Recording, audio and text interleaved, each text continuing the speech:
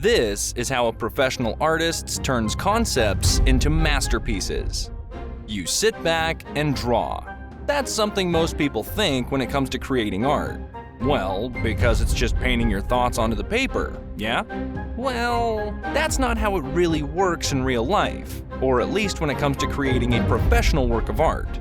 In this video, I'm going to show you really how a professional artist turns their initial ideas and concepts into a masterpiece using a 5-step guide. The process usually starts like this. Decide the composition of the subject I want to create, make a 3-value sketch of it laying the monochromatic values of it, decide the mood and the feelings I want to convey through color scheme, the materials I need to create the effect, and finally creating a sample painting before progressing to the official work. A professional work of art is always started by creating the main composition and anatomy of the subject, whether the subject is a landscape, portrait, or a fictional character. It solely depends on the artist. At this point, we have some rough ideas of how the piece should be, for which we sketch the main angle and the structure that the whole anatomy of the subject eventually will be.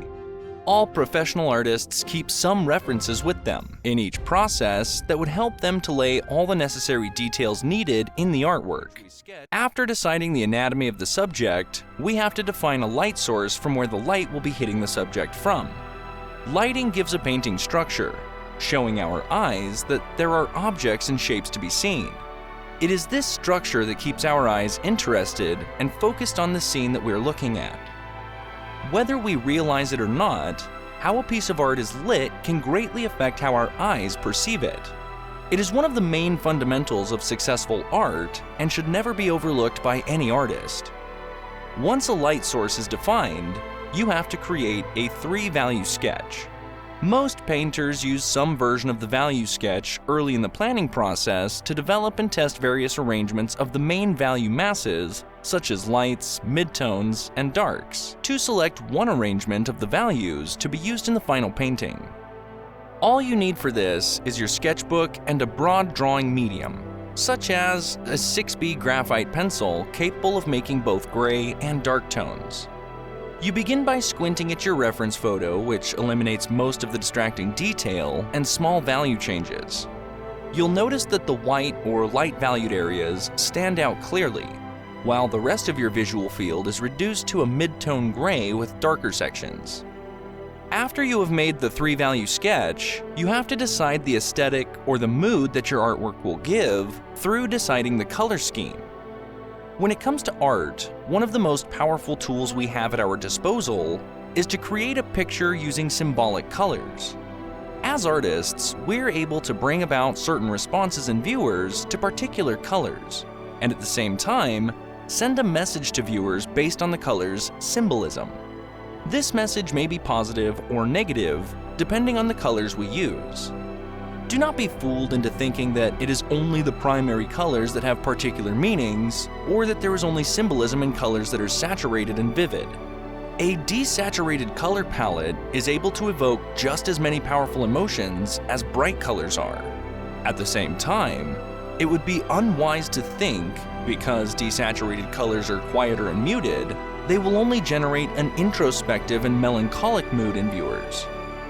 If your entire painting has been done using vivid, highly saturated color schemes, there will be no focal point to the picture.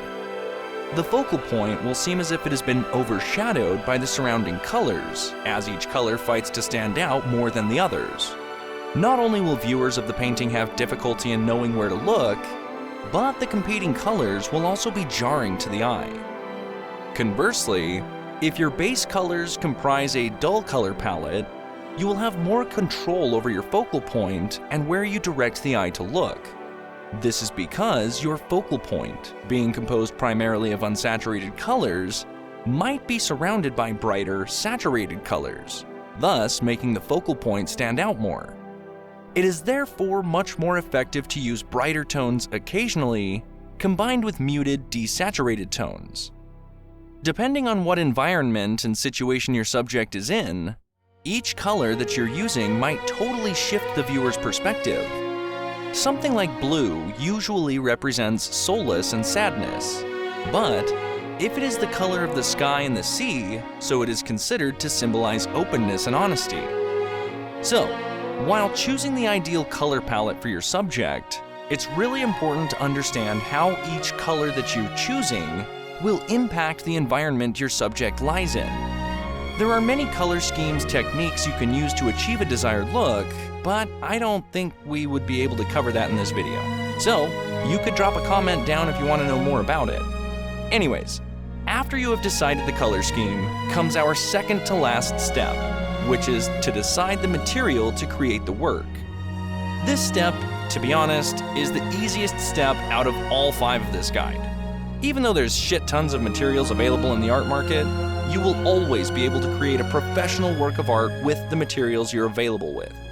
But if you're looking for a specific effect like translucency, then watercolor would be the best. But if you want something with chalky texture, then something like soft pastel would be the best. It really depends on your personal preference. And finally, after you choose the material, you have to create a sample painting of the subject you have planned. You just have to do all the steps according to the plan you have created, and that's it. And this is how a professional artist turns their concepts into artwork.